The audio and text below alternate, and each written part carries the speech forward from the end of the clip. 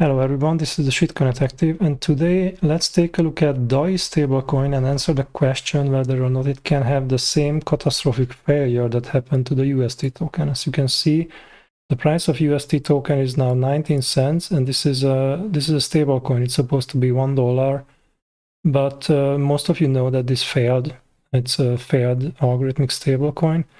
The question is, can it happen to the other large 4 stablecoins that exist? And let's take a look at what difference does for example DAI has compared to UST.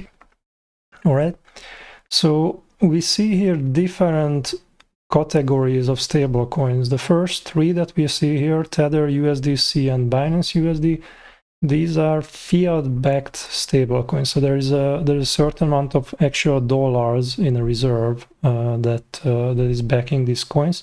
Some token will have more backing, some will have less backing, and people are quite nervous about the backing of USDT, and I think it's rightly so. It's they seem to just mint tokens whenever they feel like, so it's creating value out of nothing. USDC and Binance USD is claimed to have larger backing, but DAI is not a fiat-backed stablecoin. It's backed by crypto. So what is the difference between how UST operated and DAI is operated? And this is especially interesting because we heard the news that the Terra Foundation had Bitcoin in reserves. So why does an algorithmic stablecoin has reserves, and why is it has to liquidate that to try to keep the peg? So how is DAI different, and can it have the same critical failure that is just completely loses its peg and never returns to it? So if we look at DAI, it also has a governance token called Maker, and it is very different from the Luna token. This is the price chart of the Luna. This is when the failure happened, right? It went from basically from almost $120 all-time high to nothing. And Maker has been operated for, started at $20, went up to almost 6,000, and then now it's traded at 1,600. But here is the difference between the Maker and the Luna token. They are used completely differently, right? The Maker token is used to pay the fees for the DAI stablecoin, while the Luna was used to mint the UST token. So they are only using Maker to pay the fees on their application. So if we go to, so this is a website where all the DAI coins are made, basically. It's called oasis.app, and the way you can create DAI is that you basically borrow it. It's always a loan, which money in a way is always a loan. If just think about this for a second. So what we can see here is that basically the way you can create DAI is by depositing Ethereum token, depositing the ETH at 1 to 1.7, so 170% collateral ratio, meaning that you take $1,000 worth of Ethereum, right? You deposit it into this vault, right?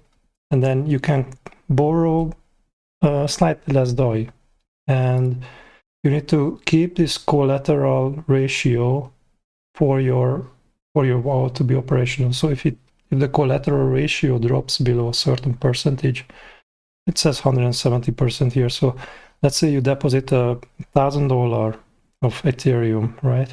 And the value of Ethereum drops, and borrow 500 DAI, and the value of Ethereum drops at around $900, say $800. You get liquidated.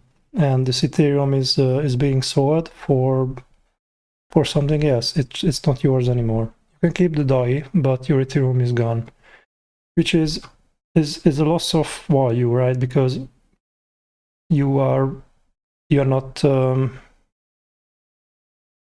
like you lose value when that happens. So nobody is really interested in letting that happen. So what typically happens is that you either pay back the DAI or you deposit more Ethereum. You can do the same with BTC. Yeah, right. This is rep BTC, so it's Bitcoin sent to a bridge between Bitcoin and Ethereum network. It's tokenized Bitcoin basically. And you also have staked Ethereum, which is Ethereum 2.0, the staking update. But you can basically stake your Ethereum, get your stake tokens, and then put down that into a vault and then borrow DAI against it. So there are more than these types, but these are the basic ones, and it basically tells you that compared to Terra USD, the DAI stablecoin is always going to be limited, right?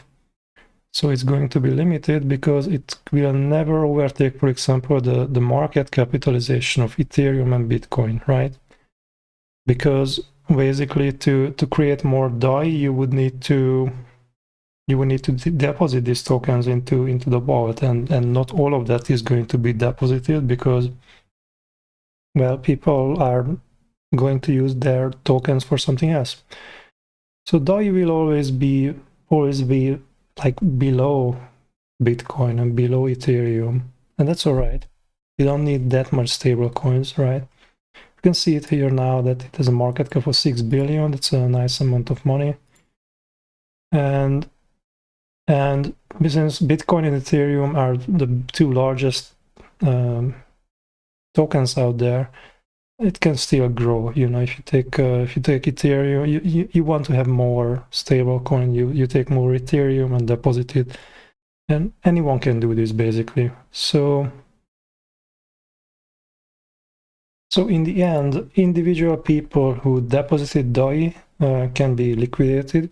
If the price of Ethereum would drop very significantly, let's say 50% in a day for a mass liquidation or huge market moves, then DAI could depeg. But basically there is it has to go so fast that the network cannot keep up.